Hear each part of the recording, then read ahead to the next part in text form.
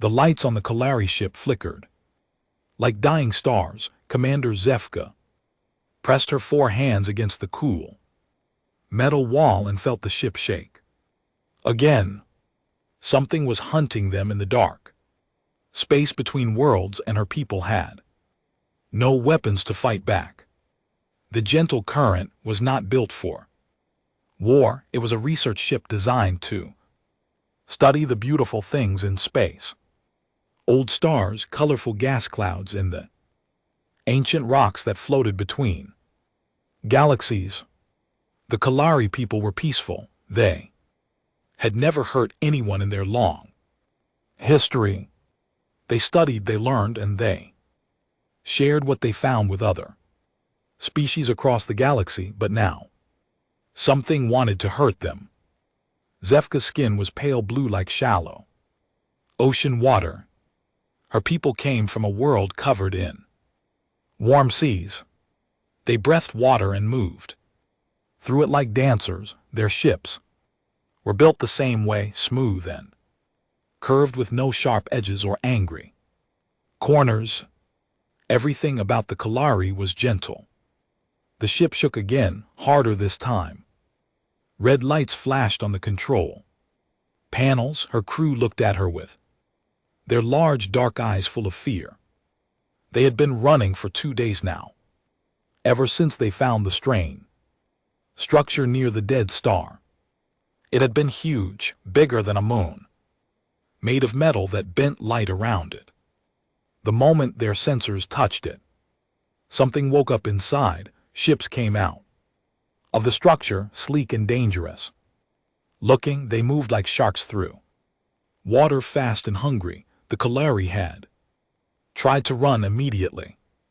Their ship was fast, built for long journeys between stars. But the hunter ships were faster. They caught up within hours and began their cruel game. They did not try to destroy the gentle current quickly. Instead, they hurt it slowly. First, they damaged the engines, making the ship slower. Then they broke the communication systems, cutting the Kalari off from help. They destroyed the weapon sensors, even though the research ship had no weapons to begin with. The hunters seemed to enjoy the chase. They would disappear for hours, letting the Kalari think they were safe. Then they would appear again, closer than before, and break something else. It was like a cat playing with a mouse before eating it. Now the life support systems were failing. The air was getting thin and the temperature was dropping. Zefka's crew was getting weak. Soon, they would all die in the cold dark of space, far from their warm home seas. She had one choice left. In her command chair was a red button that she had hoped never to use. It was the universal distress signal, call for help that would reach every species within 50 light years of their position. The signal would tell everyone exactly where they were and what was happening to them. The problem was that most species were too far away to help. The Galactic Confederation had ships, but they were 3 days away. The Kalari would be dead long before help arrived. The only ships close enough to reach them in time belonged to a species that scared most people in the galaxy: the humans. Zefka had heard stories about humans. They came from a world so dangerous that most scientists said life should not be possible there. The planet had crushing gravity, poisonous air, deadly weather, and animals that existed only to kill other animals. Yet somehow humans had not just survived, they had become the most dangerous predators in their world. When humans finally reached space, they brought their violent nature with them. Their ships were covered in weapons. Their soldiers were trained to fight in conditions that would kill most other species. They treated space like a battlefield and acted like every other species was, either an ally to protect or an enemy to destroy. Other species called them Deathworlders and tried to avoid them. The humans did not seem to care. They built their fleets, claimed their territory, and made it clear that they would fight anyone who threatened them or their friends, but the Kalari were not friends with the humans. They had never even met them. The research ship was alone in space, with no one to help them except the most feared species in the local galaxy. Zefka closed her eyes and pressed the red button. The distress signal shot out into space at the speed of light. It carried a simple message in the universal language that all space-traveling species understood. Help us, we are dying. Unknown enemies are hunting us, please save us. The signal reached many ships and stations across the local region of space. Most ignored it. The Kalari were far away and someone else's problem. Some recorded it for later study. A few sent back messages saying they would try to help, but they were too far away. Signal also reached a human fleet patrol ship called the Retribution.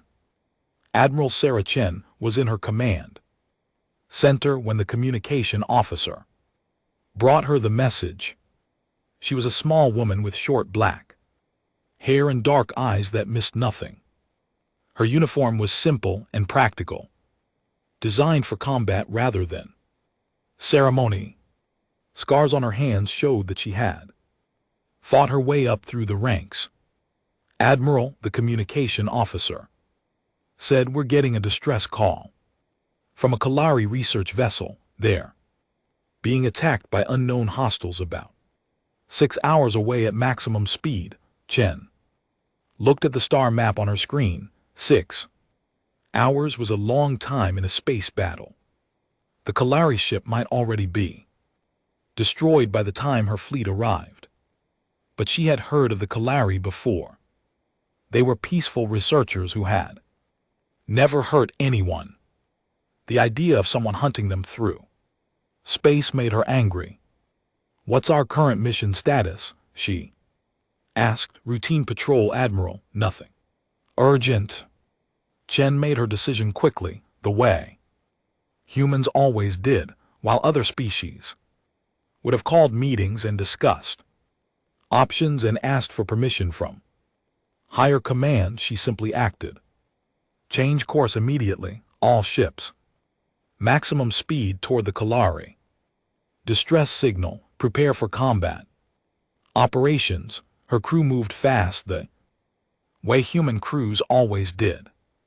Within minutes, 3 heavy cruisers and a carrier group were racing through space toward the unknown enemy. The human ships were not beautiful like the Kalari vessel. They were built for war. Thick armor, powerful engines, and enough weapons to destroy small moons. As they flew through space, Chen studied what little information they had. The Kalari message said unknown enemies, which meant these attackers were not part of any known species in the galactic database. That was interesting and dangerous. New species usually meant new technology, and new technology could be a problem. But Chen was not worried. Humans had a simple approach to new problems: apply enough force until the problem stopped being a problem. They had learned this lesson on their deadly homeworld, where everything from the weather to the smallest insects tried to kill them every day. The human fleet raced through space toward the dying Kalari ship. In the cold dark between stars, something was about to learn why other species feared the Deathworlders. Behind them, Admiral Chen was already planning the battle. She did not know what they would find. When they arrived, she did not know how advanced the enemy was or how many ships they had. But she knew one thing for certain. If someone was hunting peaceful researchers for sport, the hunt was about to turn around. The humans were coming, and they were very good at hunting hunters. The human fleet moved through space like angry sharks. Admiral Chen stood on the bridge of the Retribution, watching the stars streak past as her ships pushed their engines to maximum speed. Around her, the crew worked with the smooth efficiency that made humans feared across the galaxy. The bridge was dark and functional, lit only by the glow of computer screens and status lights. Everything was built for war. The chairs were designed to keep people in place during violent maneuvers. The walls were thick enough to stop enemy fire. Even the air tasted different, recycled and clean, ready for battle. ETA to target, 4 hours and 30 minutes. Reported the navigation officer. She was young but moved with the confidence of someone who had trained for this her entire life. Humans started learning to fight before they could walk properly. Sensor report, Chen ordered. The sensor operator, a tall man with mechanical implants replacing his left eye, looked up from his station. Long-range sensors are picking up multiple contacts around the Kalari vessel. At least 6 ships, possibly more. They're using some kind of stealth technology. Our sensors can barely see them. Chen nodded. Stealth technology was common among predator species. They liked to hunt from the shadows, striking when their prey could not see them coming. It was an effective tactic. Against most species, it would not work. Against humans, signal the fleet, Chen ordered. When we arrive, we deploy in hunter formation. If these things want to play hide-and-seek, we'll show them how Deathworlders play that game. The message went out to the other ships in the fleet, the heavy cruisers, unstoppable, defiant, and relentless, acknowledged the order. So did the carrier, indomitable with its squadrons of fighters. Each ship was crewed by humans who had volunteered to serve in space far from their homeworld. Most other species avoided military service if they could. Humans competed for the chance to serve. On warships, they came from a world where only the strong survived, and they carried that strength with them to the stars. As the fleet raced toward the battle, Chen studied the data they had on the attackers. The Kalari distress signal had included sensor readings from their ship. The enemy vessels were sleek and organic, looking unlike anything in the galactic database. Their energy signatures were strange, suggesting technology that was very advanced or very different from what most species used. Admiral, the communication officer, called out, "We're getting an update from the Kalari ship. Their life support is down to 6 hours. They're also reporting that the attackers are playing with them." Chen's face went hard. She had grown up on Earth where predators killed quickly when they were hungry. Only the worst kind of predator played with its food. The idea of someone torturing peaceful researchers made something cold and angry wake up in her chest. "How long until we're in weapons range?" she asked. 3 hours 50 minutes at current speed. Not good enough. Signal all ships emergency speed. Burn the engines if we have to. The fleet pushed harder, racing through space fast enough to cross a solar system in minutes. The human ships groaned under the stress, but they held together. They were built by a species that understood that sometimes you had to risk everything to save someone who could not save themselves. On the bridge of the Indomitable, Captain Maria Santos watched her fighter. Pilots prepare for battle. Human pilots were different from other species where most aliens flew there. Ships like careful drivers, humans flew. Like they were part of the machine, they could handle forces that would knock other species unconscious. And they treated impossible maneuvers like simple turns. Captain, her wing commander reported. All squadrons ready for deployment. The pilots are asking for permission to go. Weapons hot the moment we drop out of. Faster than light travel. Santos smiled. Human pilots never wanted to wait for orders when there was a fight coming. Tell them they have permission to engage any hostile target. The moment we arrive. No warnings, no negotiations. These things are hunting civilians. The message spread through the fighter base. Pilots climbed into their small, fast ships with grins on their faces. They had trained their entire lives for moments like this. The chance to protect innocent people from predators. Meanwhile, in the space around the Kalari ship, the hunters continued their cruel game. The enemy ships moved like ghosts, appearing and disappearing as their stealth systems bent light around them. They had been playing with their prey for days now, slowly destroying systems and watching the peaceful researchers panic.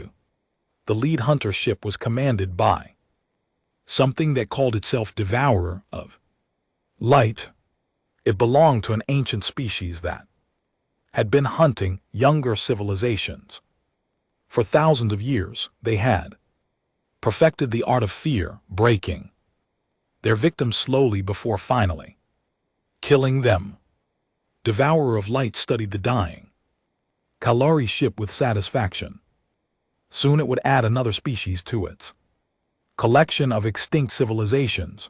The Kalari would join hundreds of other races that had died screaming in the dark while the galaxy's civilized powers did nothing to help. The hunter did not know that help was coming. It had never encountered humans before, never studied their history or learned how they fought. If it had, it might have done things differently. The human fleet dropped out of faster-than-light travel at the edge of the battle zone. Immediately, their sensors lit up with contacts. 6 enemy ships were visible, moving around the Kalari vessel like sharks around a wounded fish. The human ships spread out in attack formation, their weapons already charging. Admiral Chen looked at the tactical display and made her decision. Other species might have tried to communicate first to understand who these attackers were and what they wanted. Humans had a simpler approach to the problem. All ships, she announced over the fleet communication channel. These hostiles are hunting civilians. You are authorized to engage with maximum force. Show them what happens when someone hunts our friends. The human ships opened fire. The first salvo lit up space like a new star being born. Plasma cannons, rail guns, and missile launchers all fired at once. The humans did not aim at specific targets, they aimed at the entire area around the Kalari ship. If the enemy wanted to use stealth technology, the humans would make stealth impossible. The space around the dying research vessel erupted in fire and light. Energy beams crossed back and forth like a deadly web. Kinetic rounds moved so fast they heated the space around them. Missiles exploded in brilliant flashes, releasing clouds of metal fragments that would shred anything they touched. The hunter ships tried to maintain their stealth, but it was useless. The human attack was so intense that it created an electromagnetic storm that made hiding impossible. One by one, the sleek predator vessels were forced to drop their stealth and reveal themselves. Devourer of Light felt something it had not experienced in centuries. Surprise. These new ships fought like nothing it had ever seen. Instead of careful, precise attacks, they used overwhelming force. Instead of trying to outmaneuver their enemies, they simply filled space with so much firepower that maneuvering became pointless. The first hunter ship to fully decloak died immediately. The human cruiser, Unstoppable, hit it with a focused barrage that punched through its advanced armor like it was made of paper. The elegant vessel broke apart in a shower of metal and light. Admiral Chen watched the destruction with satisfaction. That's one down. Let's finish the rest. The battle for the Kalari ship had begun, and the hunters were about to learn why humans were called Deathworlders. The death of the first hunter ship sent shockwaves through the enemy fleet. Devourer of Light stared at the tactical display in disbelief. The elegant vessel that had taken centuries to build was now nothing but glowing debris scattered across space. These newcomers fought like no species it had ever encountered. Where most civilized races used precise, careful attacks, these creatures simply filled space with destruction. Their weapons were crude but brutally effective, designed not for elegance but for maximum damage. All ships. Devourer of Light commanded its fleet. Decloak and engage. These primitives will learn what it means to face superior species. The remaining 500 ships dropped their stealth and revealed themselves in all their terrible beauty. Each vessel was a work of art, grown rather than built, with curves that seemed to flow like liquid metal. Their hulls were covered in symbols that hurt to look at directly, the marks of a species that had been killing for longer than most civilizations had existed. But Admiral Chen was not impressed by pretty ships. She had seen beautiful things before, and she had watched them burn when they threatened innocent people. Target the largest ship first, she ordered. All weapons full spread. Show them what human engineering looks like. The human fleet concentrated its fire on the lead hunter vessel. Plasma beams hot enough to melt steel struck the enemy ship's hull. Rail gun rounds moving at significant fractions of light speed punched through armor that should have been impenetrable. Missile warheads designed to crack asteroid fortresses exploded against the alien vessel's shields. The hunter ship should have died. Its technology was thousands of years more advanced than anything humans possessed. Its defenses had stopped weapons that could destroy planets. Instead, it fought back. The ship's hull began to glow with an inner light. Strange energies danced across its surface as it powered weapons that existed beyond human understanding. When it fired, reality seemed to bend around. The attack, the beam that reached out toward the human fleet, was not made of energy or matter. It was made of pure entropy, designed to unmake whatever it touched. The attack struck the cruiser Defiant directly in the center of its hull. For a moment, nothing seemed to happen. Then sections of the ship's armor simply ceased to exist, leaving holes that led to nothing at all. But the Defiant did not die. The ship's crew, trained on a world where everything tried to kill them, responded to the impossible attack with typically human stubbornness. Damage control teams sealed the holes with emergency patches. Engineers rerouted power around destroyed systems. The ship kept fighting. Damage report, Admiral Chen demanded. Defiant has taken heavy damage but is still operational, came the reply. Whatever that weapon was, it unmade about 20% of their hull. But they're still in the fight, Chen nodded grimly.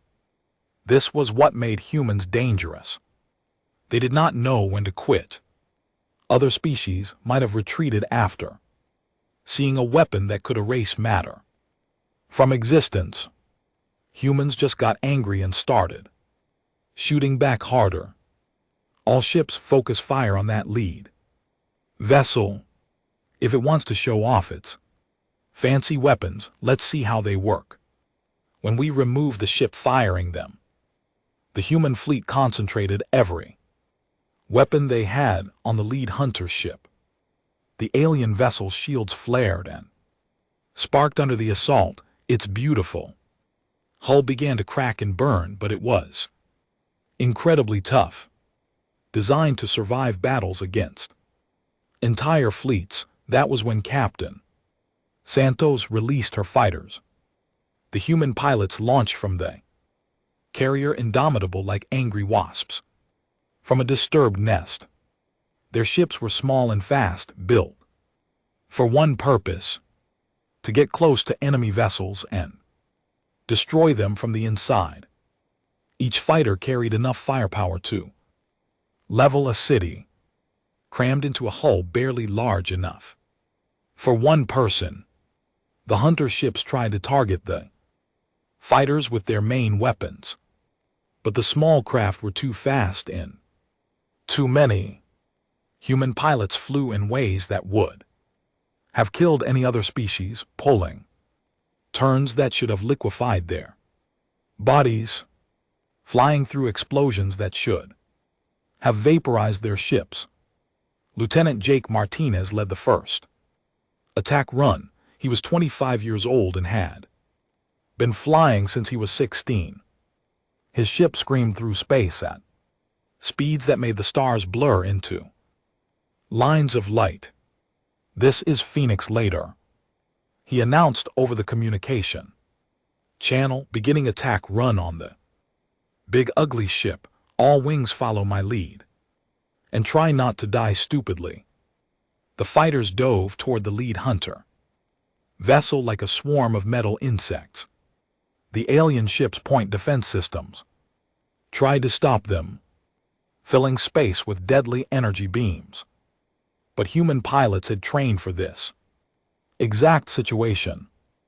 They wove between the attacks with inhuman skill, their ships dancing through the defensive fire like leaves in a hurricane. Martinez reached the enemy ship first. His fighters' weapons were simple compared to the alien technology, just kinetic rounds fired at very high speed. But sometimes simple was better.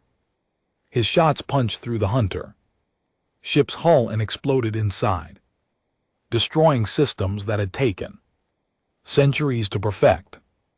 More fighters followed, each one adding their firepower to the attack. The beautiful alien vessel began to come apart under the assault, its perfect curves torn and broken by human stubbornness and superior numbers. Devourer of Light felt something it had not experienced in thousands of years: fear. These creatures fought like nothing in its long experience. They should have been terrified by superior technology. Instead, they seemed to get more dangerous when faced with impossible odds. The hunter ship's hull cracked open like a broken egg.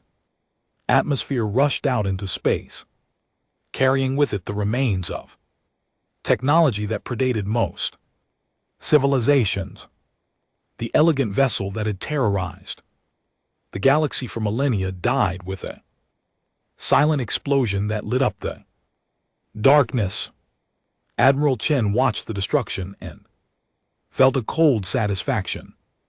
That's 2 down, 4 to go. The remaining hunter ships tried to Retreat, but it was too late.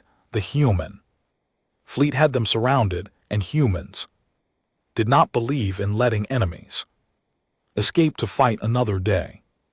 The battle continued as the Deathworlders showed the ancient predators what real hunting looked like.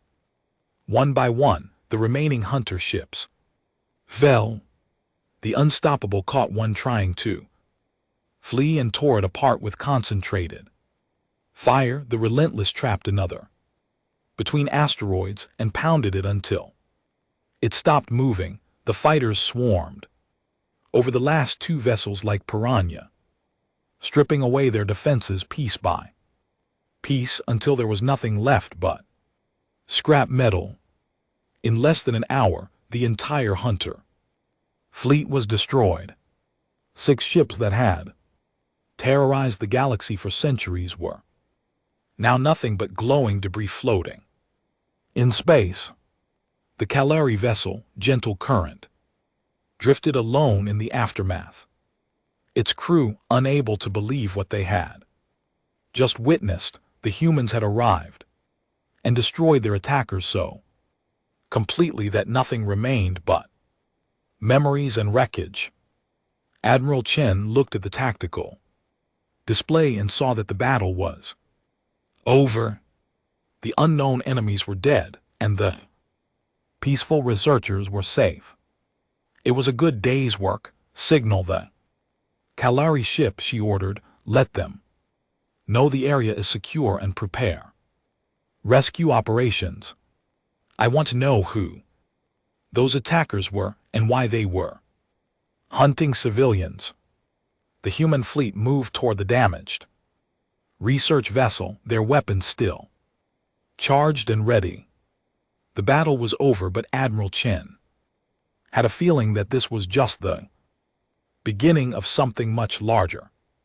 In the wreckage of the hunter ships, emergency beacons began to activate, sending signals to a hidden base deep in the space between stars. The Devourers had lost a hunting pack, but they were far from finished. Soon they would learn that they had made a terrible mistake by hunting in human space. The human rescue shuttle moved slowly toward the Calari ship, its hull scarred from the recent battle.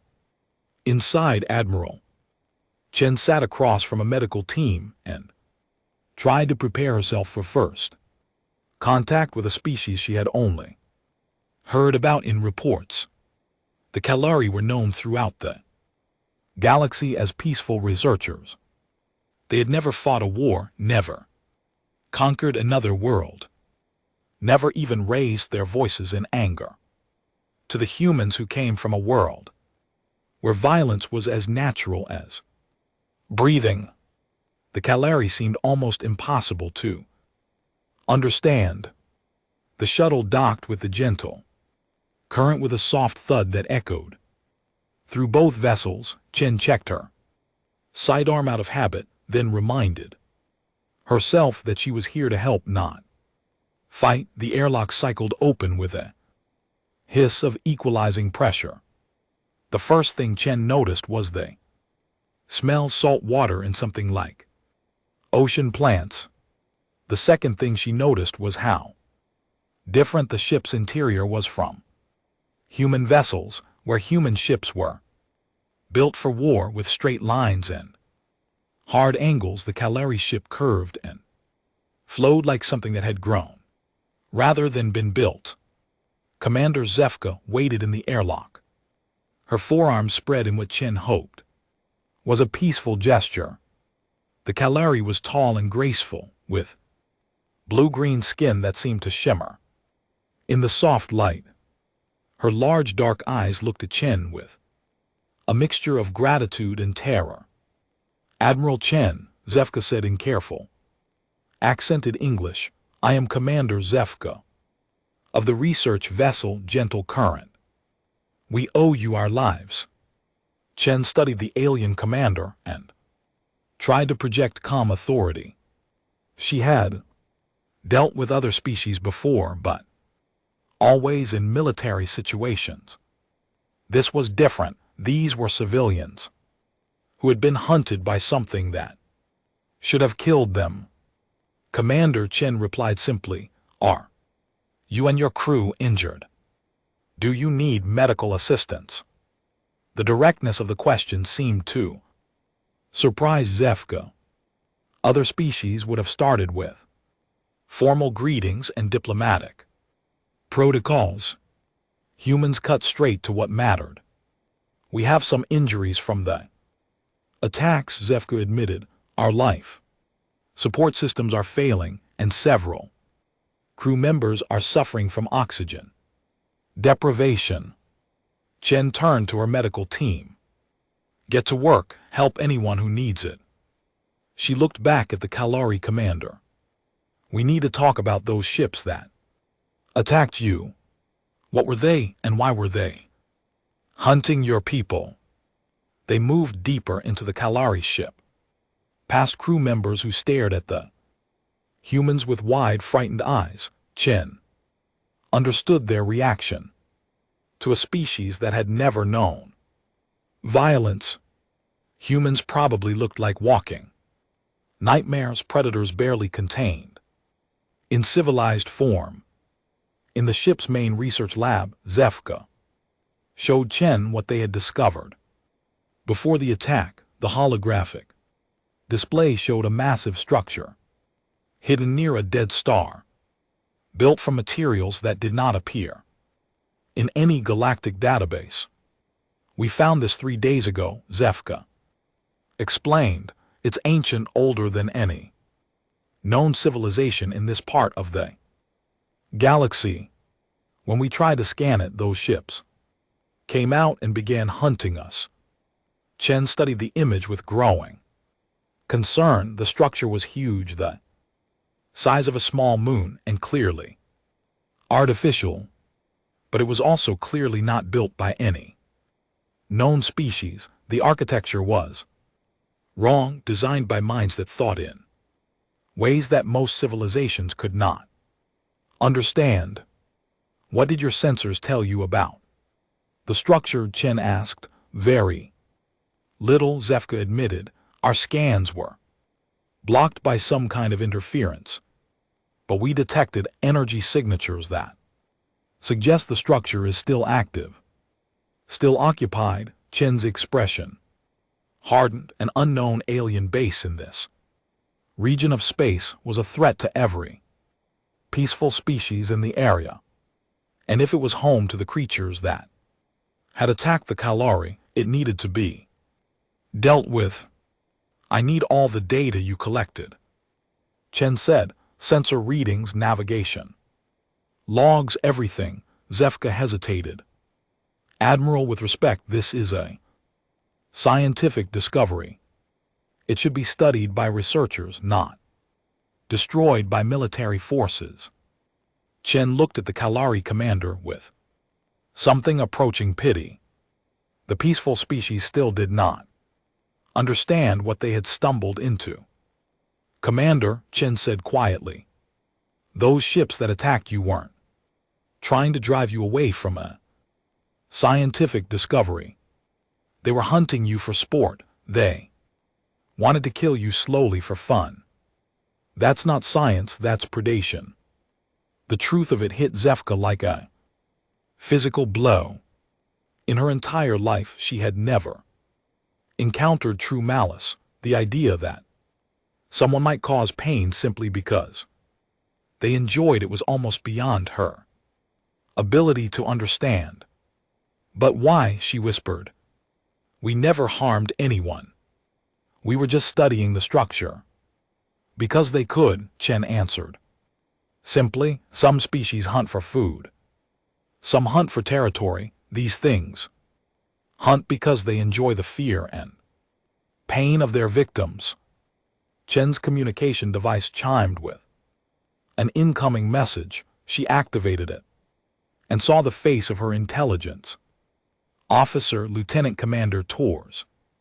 Admiral Torres reported, "We've analyzed the wreckage of those enemy ships. You're not going to like what we found." "Report," Chen ordered. The Technology is thousands of years more advanced than anything in our databases. But more importantly, we found data, storage devices in the wreckage. According to what we've been able to translate, these creatures call themselves the Devourers. They've been hunting and killing entire civilizations for millennia. Chen felt a cold anger building in her chest. How many civilizations? Hundreds, Admiral. Maybe thousands. They keep records of their kills like trophies, and according to their data, they have a main base hidden somewhere in this region of space. Zefka listened to the conversation with growing horror. You mean they've done this before? To other species, many times, Chen confirmed it. And they'll keep doing it until someone stops them. The Kalari commander's forearms trembled. What can we do? We're researchers, not warriors. We don't even have weapons on our ship. Chen looked at the alien with something approaching respect, despite her fear. Zefka was still thinking about her duty to protect her people and other innocent species. You don't need to do anything, Chen said. This is what humans do. We stop predators. Over the next few hours, human technicians worked with the Kalari crew to repair their ship's critical systems. The two species were so different that cooperation should have been impossible. But humans had learned to work with many alien species over the years. The Kalari watched in amazement as human engineers fixed their damaged systems with tools that seemed designed more for destruction than repair. Everything humans built was over-engineered for survival, designed to work even when everything went wrong. As the repairs continued, Chen studied the data from the alien structure. The more she learned, the more convinced she became that immediate action was necessary. The Devourers had been killing innocent species for thousands of years, while the galaxy's civilized powers did nothing. That was about to change. Chen activated her fleet communication system and addressed all her ship captains at once. Attention all vessels, she announced. We have confirmed the existence of a hostile alien base in this region of space. The occupants have been systematically hunting and killing peaceful species for millennia under human defense doctrine. This constitutes a clear and present danger to all innocent life in this region. She paused, letting the implications sink in. We're going to find their base and we're going to destroy it completely. Any questions? The response came back immediately from every ship in the fleet. No questions, Admiral. Ready to proceed on your orders. Zefka stared at Chen in amazement. The human had just made a decision that would affect the entire galaxy, and she had done it without consulting any higher authority or calling for backup. Admiral, Zefka said carefully, shouldn't you contact your government? Ask for orders? Chen looked at the Kalari commander with a smile that was not entirely pleasant. Commander, my orders are to protect innocent life and destroy threats to galactic peace. Those creatures have been killing peaceful species for thousands of years. That makes them a threat that needs to be eliminated. She stood up and checked her side arm again. Besides, she added, they made it personal when they decided to hunt civilians. Humans take that kind of thing very seriously. The hunt for the Devourer base was about to begin. The human fleet moved through the darkness between stars like a pack of hunting wolves. Admiral Chen stood on the bridge of the Retribution, studying the sensor readings that would lead them to the Devourer base. Behind her, the crew worked with the quiet efficiency of predators closing in on their prey. It had taken 3 days to track down the hidden structure. The Devourers had chosen their location. Well, a rogue planet that had been thrown out of its solar system millions of years ago, drifting alone in the void where no one would think to look for it. But humans were very good at finding things that did not want to be found. They had learned that skill on Earth, where the best hunters could track prey through forests and across continents. In space, the principle was the same. Follow the traces, think like your target, and never give up. Sensor contact reported the detection. Officer, massive artificial structure. Bearing 27 Mark IV, distance approximately 1 million kilometers. Chen looked at the main display as the image resolved. The Devourer base was even larger than the Kalari data had suggested. It was built inside the rogue planet itself, with sections of the artificial structure extending out from the planet's surface like metal growths. Energy readings suggested it was heavily defended and fully operational. How many ships? Chen asked. Difficult to tell with all the interference, but sensor estimates suggest at least 50 vessels of various sizes. Some of them are much larger than the ships we fought before. Chen nodded grimly. This was not going to be an easy fight. The humans were outnumbered and facing technology they did not fully understand, but they had advantages that the Devourers did not expect. Signal all ships, Chen ordered. Prepare for assault operations. We're going in hard and fast. The human fleet had spent the last 3 days preparing for this attack. They had studied the wreckage of the destroyed Devourer ships, learning everything they could about alien technology and tactics. More importantly, they had prepared specialized weapons and tactics designed specifically for this battle. Captain Santos launched her fighters first. The small craft raced ahead of the main fleet, using their speed and stealth systems to scout the enemy defenses. What they found confirmed Chen's worst fears.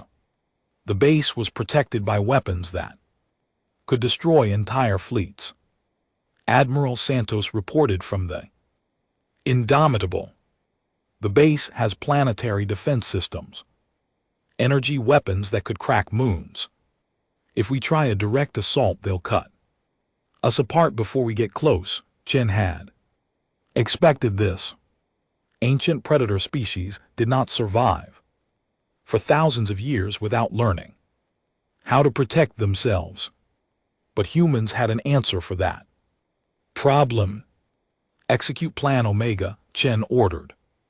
Plan Omega was something that only humans would have considered. Instead of attacking the base directly, they were going to attack the planet it was built inside. The human fleet spread out in a wide formation and began bombarding the rogue planet with kinetic rounds moving at significant fractions of light speed. The effect was immediate and catastrophic. Each impact released energy equivalent to a nuclear weapon. But more importantly, the impacts destabilized the planet's structure. The Devourer base, built inside the planet, began to shake apart as earthquakes tore through the artificial caverns and tunnels.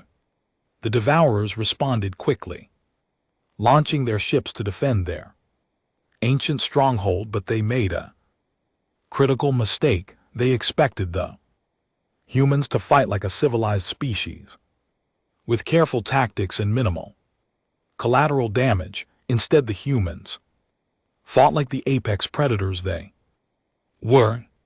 Lieutenant Martinez led his fighter Squadron into the enemy formation with weapons blazing. The Devourer ships were larger and more advanced, but human pilots had trained for this exact situation, fighting against superior numbers and technology.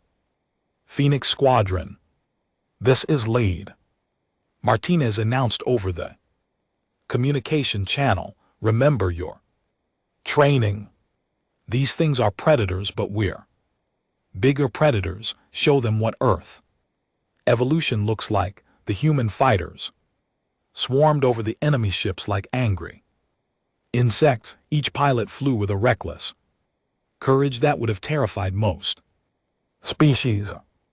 They pulled maneuvers that should have killed them, absorbed damage that should have destroyed their ships, and kept fighting long after any reasonable person would have retreated.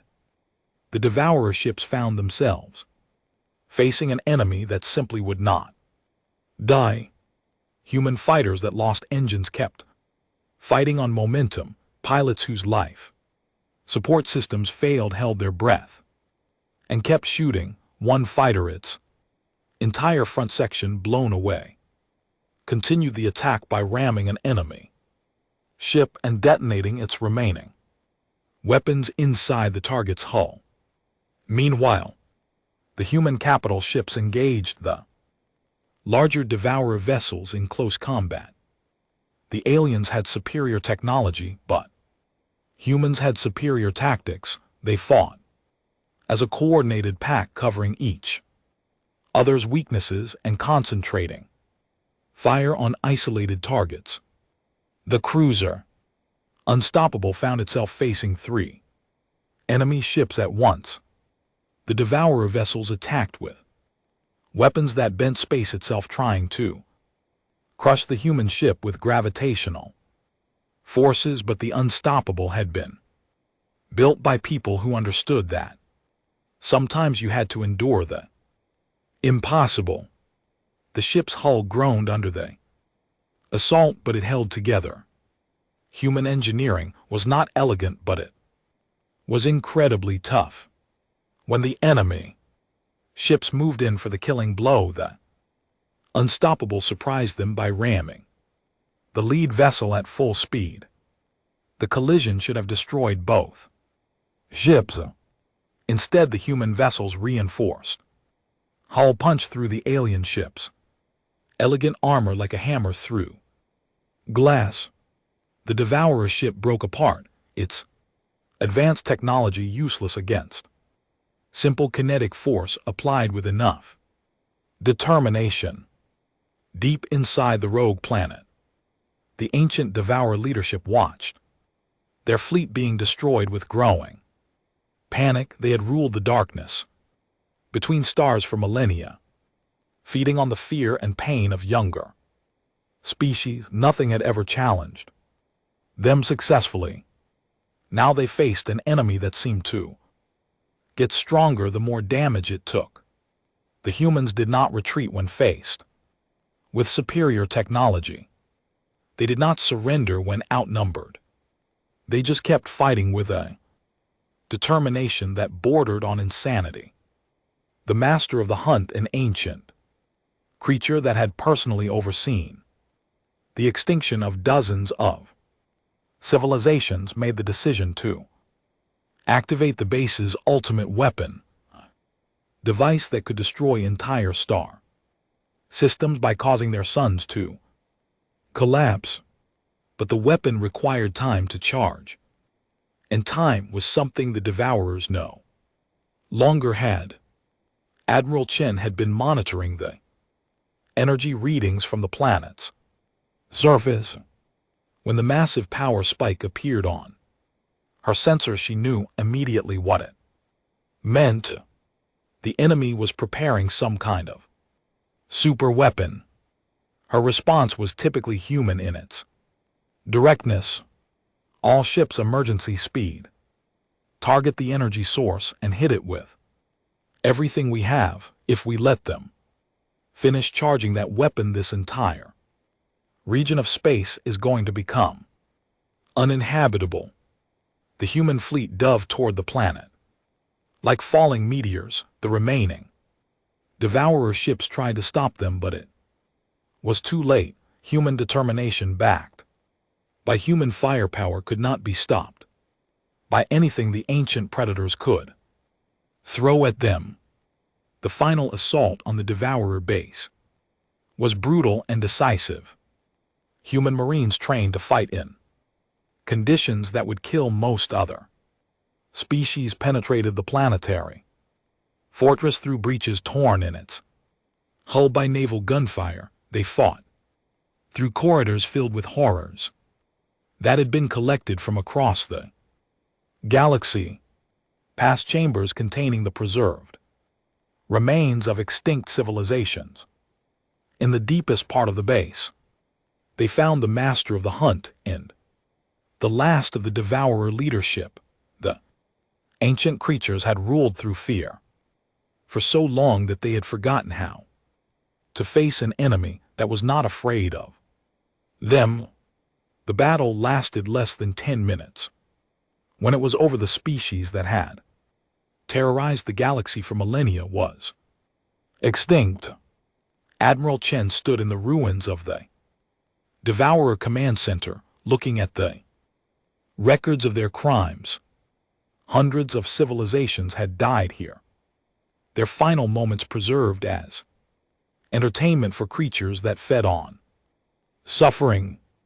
Admiral, her communication officer reported, "We're detecting survivors in the lower levels. Multiple species, many of them from civilizations that were supposed to be extinct." Chen nodded. The Devourers had kept some members of their victim species alive, preserving them like museum pieces. Now those survivors would be free to rebuild their civilizations or find new homes among the stars. "Begin rescue operations," Chen ordered, "and signal command. Tell them we've eliminated a significant threat to galactic peace." As the human fleet worked to rescue the survivors and destroy the remaining Devourer technology, news of the battle spread across the galaxy. The reaction was immediate and profound. The peaceful species celebrated for the first time in millennia. They could explore the galaxy without fear of ancient predators hunting them. In the darkness, the more aggressive species took note and decided that perhaps it was better to have humans as allies than enemies, and in the depths of space, other predator species that had been considering hunting expeditions into this region of the galaxy quietly changed their plans.